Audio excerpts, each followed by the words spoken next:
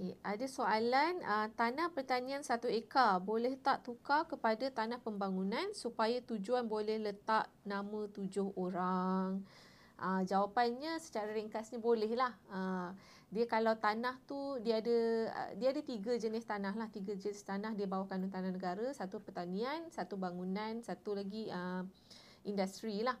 Jadi kalau untuk tanah jenis bangunan ni, awak nak letak 10 orang punya nama ke 20 orang punya nama pun okey, tak ada masalah.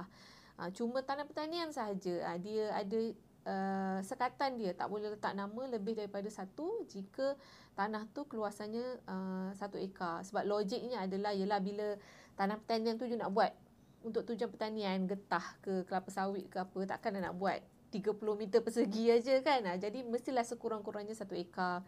Jadi tujuan dia pun tak nak lebih daripada satu nama supaya tak nak ada isu-isu beginilah, macam bila ada banyak nama, masing-masing bergaduh, sempadan masing-masing nak buat pertanian masing-masing.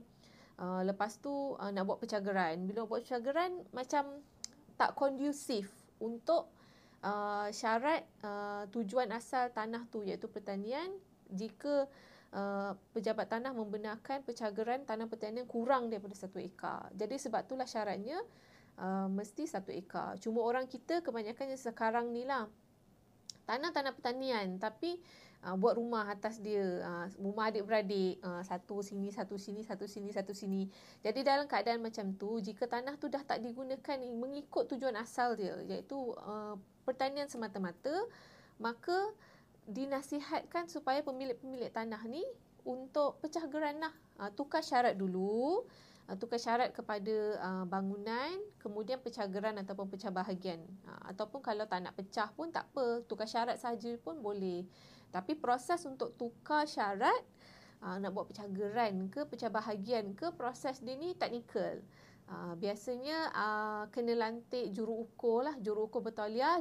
Dia tahulah prosedur di sesuatu pejabat tanah tu. Sebab kena faham prosedur satu pejabat tanah di bawah satu negeri mungkin berbeza daripada negeri yang lain. Dia ada bayaran-bayaran premium dan sebagainya. Itu pun bergantung kepada setiap pejabat tanah di setiap negeri lah. Jadi biasanya juru ukur yang lokal, yang tahu proses di sesuatu negeri tu, dia lebih mahir lah. Cuma biasanya di mana ruang, kalau boleh ke saya nak lantik peguam untuk urusan pecah tanah, pecah geran ke, tukar syarat ke apa ke, boleh lah, biasanya boleh.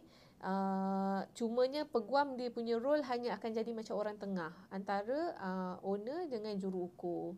Ataupun kalau dalam situasi pecah bahagian ke pecah geran yang melibatkan pemilik tanah yang tak nak beri kerjasama, itu role ataupun watak peguam tu dia akan lebih besar sikit lah, sebab dia kena melibatkan ada perintah, kena mohon perintah daripada mahkamah dan sebagainya. So macam itulah. So rumusannya, kalau nak letak 7 nama, 10 nama, boleh jika tanah pertanian tu ditukar syaratnya daripada pertanian kepada bangunan.